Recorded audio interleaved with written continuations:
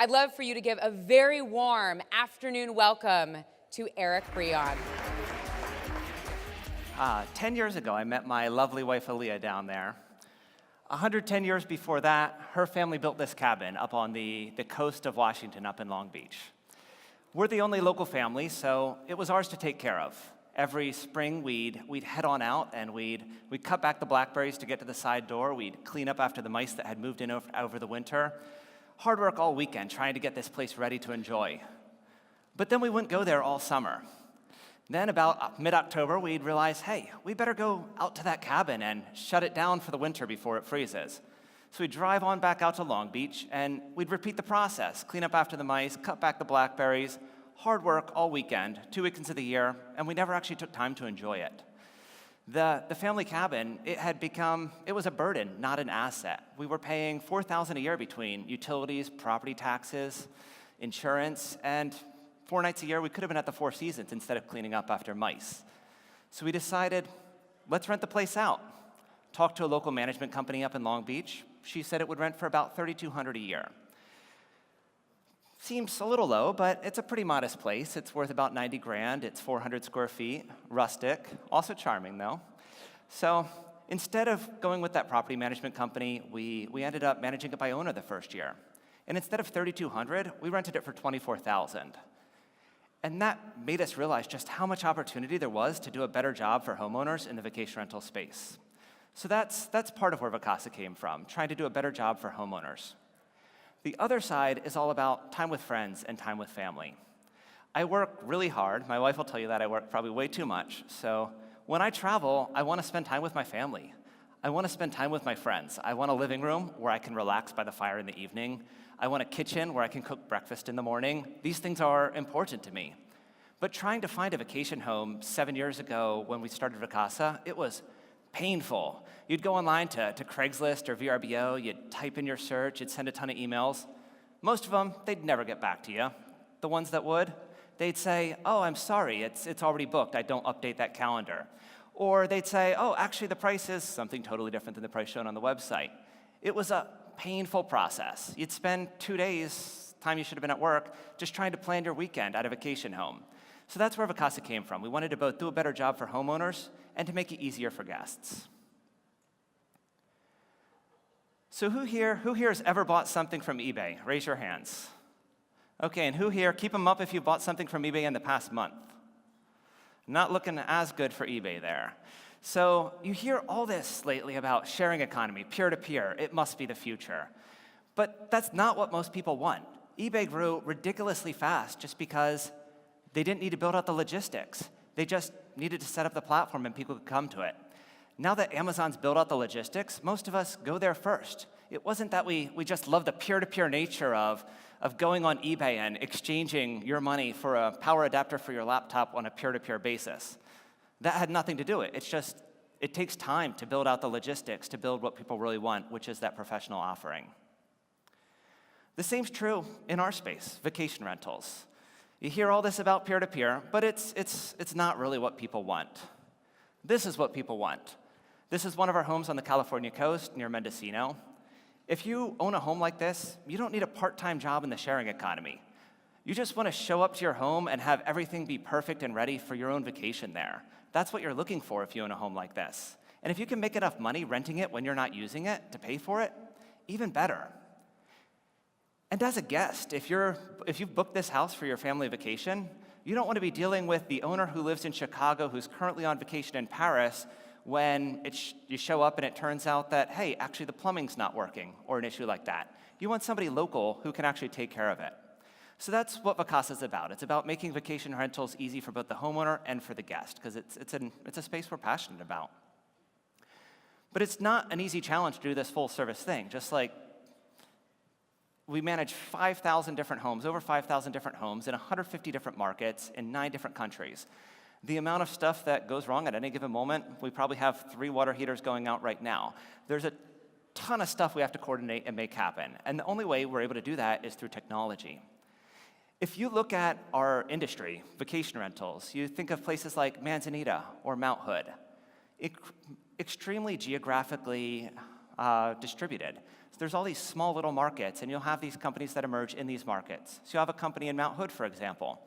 If you build a good company in Mount Hood, you might get up to 30 homes total. At 30 homes, that means you can afford maybe a part-time housekeeping manager to help you. It's just a very, very small local business. You can't invest in stuff like data scientists to figure out your pricing or world-class technology or marketing. It's just extremely constrained by those local geographies. So a lot of what we've done is we've built out technology that helps us manage all those logistics across all those different markets, which lets us actually bring scale to this otherwise ridiculously fragmented industry.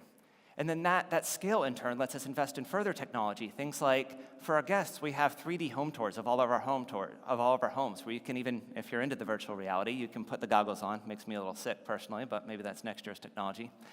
Or as a homeowner, we use machine learning to figure out the perfect rate for every home every night. And so doing those things, we can make it a much better experience for homeowners and for guests. But we're also a people company. As you heard in the intro, we employ 1,400 people at Vacasa. These aren't contractors, not 1099s. These are real W-2 employees. They get health insurance, they get a 401k, real employees. And it's just very much a part of who we are to have that team in our local markets. When you look at the places where we're hiring people, a lot of them, they don't have a great career path. If you're living in Brookings, Oregon, there's not many great career options, but we've been able to bring great career options to those markets by having opportunity for advancement throughout the company. We've had several people start as housekeepers and progress up into management roles where they now manage hundreds of people, and we have a minimum living wage throughout the US of $15 an hour. So doesn't sound like much if you're here in Portland trying to save up for a house, but if you're a housekeeper on the Southern Oregon coast, that's a big difference. Yeah, so at our core, we're tech plus people, solving problems for both guests and for homeowners. There's a lot of software companies in the startup world. If you go downstairs, I'm sure probably 70–80% of them are all software. But we can't just all build software for each other. That's not much of an economy. So I'd encourage those of you who are thinking about doing something to figure out, well, how can you actually apply technology plus real people to do something meaningful, to create great jobs? That's a lot of what we're about, and I think it's a great opportunity for other companies as well.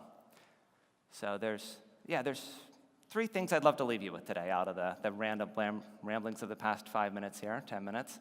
The first is, it's a good question. The first is a sharing economy. It's really just a stepping stone. You hear all this hype, but you saw it with eBay, you'll see it again. So if you want my advice, start a sharing economy company, but sell early. That would be the sweet spot there on that business opportunity. The second is if you want to build a great, enduring tech company, invest in people. And then the third point is to do something real. Thank you.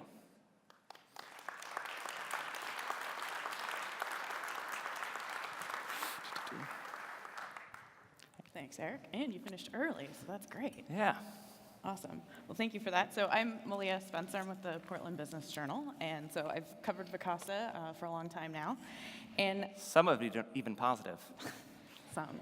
I wanted to kind of start off with this questions about, you started Vacasa around the same time that Airbnb and Uber were getting started, and those are kind of the quintessential gig economy companies right now. How did you come to that idea that you didn't want contractors doing these gigs? You wanted actual employees. Like, how did that decision process go? Yeah, so from the start, our use of employees as opposed to contractors, it wasn't a deliberate decision. It was more just following the law. When I look at Uber and Airbnb, I sometimes wonder where we went wrong because they've generally ignored most regulations and they've been incredibly successful. But if you look at employment law in Oregon, California, the states where we were starting, employing a housekeeper, an independent housekeeper, it's an employee-employer relationship. It's not a contractor model. So it really started from just following the letter of the law. I'm glad it worked out that way, though, because those housekeepers, they are an incredible part of our team. I'm glad it's the path we took. I think it's been hugely influential to who we've become as a company, but I can't claim some sort of cultural genius as our initial guidance on that. So you didn't consider contractors at all? We didn't. Start? Okay, all right. So that was just my first question. I know you guys probably have some questions, so think about it, raise your hand, and we can open this up. I'll just do one more. So you bootstrapped Vacasa as well. We did. For a long time before you took on private equity money. And I'm wondering, was that your choice? Did you want to bootstrap, or was that a necessity? Yeah, so early in Vacasa, it wasn't really something we considered, raising outside funding. So I'm actually very familiar with the process. My first job out of college, my first real job, was an unpaid intern at a VC firm. I was waiting tables at Olive Garden on the side. By the way, never serve at a restaurant that offers free refills. That is my worst business decision ever. But I ended up getting promoted there and stayed on as an analyst and an associate. So I was very familiar with what went into the process. But it can be a ton of work to raise money. And it takes you away in many cases from the customer. So that's one reason we were at Vacasa in our early years, we were incredibly focused on the customer. What does the customer want? It keeps you very guided on where your path is. Now that we figured out what the customer wants, now funding makes sense for us because we can use it to scale. We can launch new markets at a much quicker pace than we can grow otherwise, and so now funding makes a lot of sense for us. But you gotta be really careful with it in the early years because if somebody gives you enough money, you can spend it all building something that nobody wants. Okay. So you weren't tempted at all as you watched Airbnb and Uber kind of raise all this boatloads of money early on? It's not something we really thought about, no. All right. Any audience questions? If I can see, I don't know. Anybody? All right, because I've got more. All right. So you mentioned this a little bit about following regulations, and you do operate internationally and across different states, different cities. I mean, you can't even operate inside Portland, really, because of the regulations. And so I'm wondering, how do you guys handle that? Is there somebody in the company that's their job to look at all the regs? Or? Yeah, so we have a research team focused on that very question. We have a fairly significant legal team to explore that. We work with the local communities to figure out what the regulations are. It's often quite complex. There's a lot of cities where one staffer at planning and zoning will give you one answer, the other will give you a totally different answer. One considers it commercial use, the other doesn't. Although I would say in most of the markets in which we do business, it is much clearer as we are focused more on the traditional vacation rental markets. Like, you've all been to Sun River, right? Imagine Sun River without vacation homes. It would go away. There'd be nothing left. And so many of those markets, they realize the importance of it. We do love urban markets. We think it's an important part of the housing mix to have vacation rentals in urban locations. For example, say you've just moved to take a new job and you're bringing your 2 kids, and we all know it's a tight housing market, so it might take you a month to find a place. Personally, I don't want to be in the Hilton for those 2 months while I house shop. The same if you're living in a small one-bedroom apartment and you're having your first kid, you probably don't want to put your parents on the couch for 2 weeks. And so I think there's a lot of need for that urban, but yeah, the majority of our business right now is in the traditional vacation rental destinations. Did you ever consider kind of going the way of sort of that Uber Airbnb of just kind of go in regardless of the rules? We didn't. I don't know. It's not how we chose to do business. Okay. All right. Sometimes it drives me crazy. We had a local competitor in Portland for a while who was ranking first on Google for Portland vacation rentals, and they had a bunch of Portland vacation rentals, and it kind of drove me crazy. I'm all for competition, but when competition doesn't play by the rules, and then the enforcer of the rules doesn't enforce them, that can make me a little grumpy. But all right. And yeah. What is the rules right now for Portland for Vacasa? I mean, do you guys have homes here? We do. We have some homes just a few blocks from here on Park Avenue West, for example. In Portland, again, it's a pretty complex law. So there's a bunch of different aspects to it, but it generally has to be something that could have been zoned for a hotel. If it has like the commercial EX zoning, the mixed-use zoning for the urban core, that can be used as a vacation rental. There are other restrictions, and there's actually a quirk in the Oregon tax law where if any part of the building has a affordable housing tax credit, they lose that tax credit if they do any short-term rentals in the building. They could put a bar in there, but if they put in short-term rentals, no tax credits, which is an odd quirk to the law, unfortunate from our perspective. Okay. Any audience questions? Anybody think of anything yet? I think there's one right over here. I think they've got a microphone. There she is. I just was wondering what factors came into play when you decided to kind of branch out over into different countries? What were the considerations? And which countries are you sort of in? Yeah, so that's a tough question. I will probably mess up the exact list, but we're in Italy, Spain, Belize, Uruguay, Chile. We just launched Mexico, we just launched Nicaragua, and I think we're just launching South Africa, and I think there's 1 or 2 more that we also recently launched that people in the second row are trying to mouth to me. It wasn't a pure conscious a lot of it was opportunistic based on people. So people in Europe, specifically in Europe, when we were over for a conference there were a lot of people introduced to us very excited about what we've been doing in the space in the US, and they wanted to repeat what we were doing there.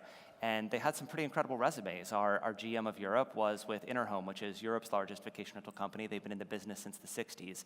And so just great people was a big reason why we expanded internationally there. Currently, we're more focused on markets where it's easier to do business based on things like, do they speak English? Do they accept the dollar? Because that definitely makes our lives a lot easier in the early stages. So right now, that's what we're focused on. But eventually, our value proposition is to be everywhere. Imagine you go down to Mexico, you buy an oceanfront house for $1.5 million, and then you leave. Who are you going to leave those keys with? Do you want a national brand, that same company you've already done business with? It's incredibly powerful for that. So that's something we're very excited about over time. All right. Any others? I can sort of see. Oh, there's one back here. Hi, I'm interested to know, what are the geographical restrictions? Like, how big does an area have to be? Can you be in Boulder, or does it need to be Colorado? And what plays into that in terms of local infrastructure? So I only heard part of that question. I think the microphones are set up really good for you guys, but not at all good for me up here.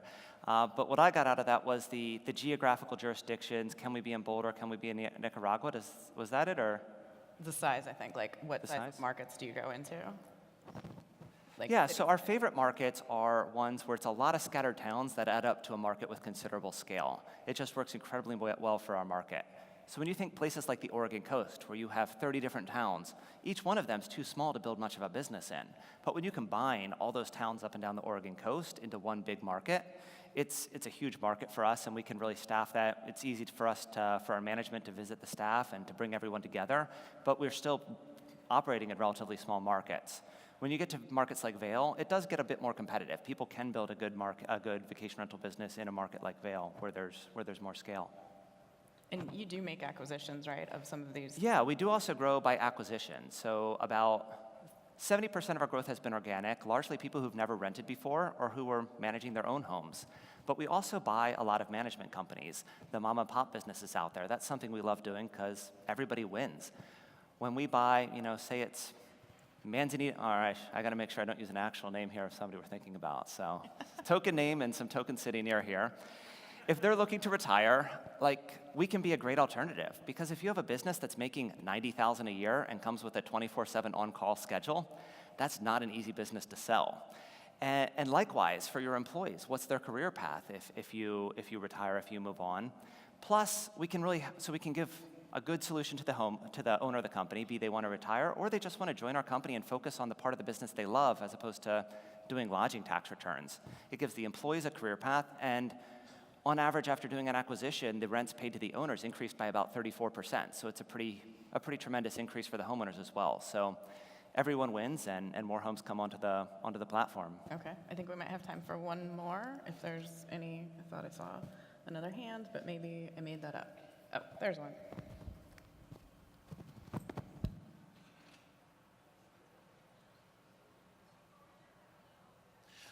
I was listening to what you were saying about regulations in different parts where you want to have homes on the market, and I was wondering, do you get involved in tweaking those regulations, and have you had any success doing that?